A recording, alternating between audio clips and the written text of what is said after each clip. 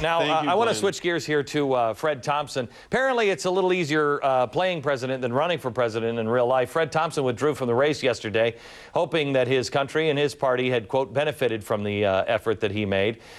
He heads back now to Hollywood and into his home of Tennessee.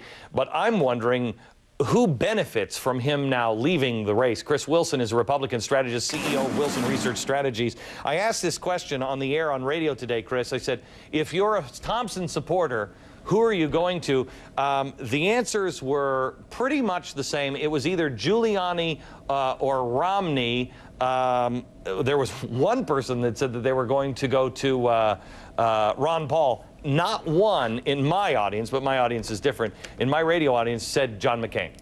Well, it's an awkward segue to move from stimulus to Fred Thompson's campaign, but I'll do my best here. That would be stimulants. Stimulants. Well, I really think there's three parts to the Republican coalition, no matter which candidate you're talking about. You've got the social issue voter, the economic issue voter, and the national security voter. When you look at Thompson's coalition, it was a little unique in what he was trying to put together, in that you had sort of the conservative voter that wanted to vote for an establishment candidate, but just didn't like John McCain. And so from that, you're really going to see, and I think this was illustrated somewhat qualitatively on your radio show, you're going to have the social issue voters are going to go to Huckabee, the economic voters to Romney, and then you're going to have that sort of national security establishment type voter that was originally with Thompson that is now going to move to McCain. Yeah. Oh, McCain. Right. I have to tell you, I just don't know. I don't know we were talking about this a lot on the radio show today, and the audience was, but I mean, it's my 8 million friends that listen. So, what do I expect? But we were all talking about, I think it's mass suicide on both sides of the aisle. If this is McCain, Clinton, I think there are liberals that are like, oh, you gotta be kidding me. And on the Republican side, it's like, I can't pull the lever for McCain. I just think maybe this is what unites the country. Liberals and conservatives come together and go, your choice sucks too.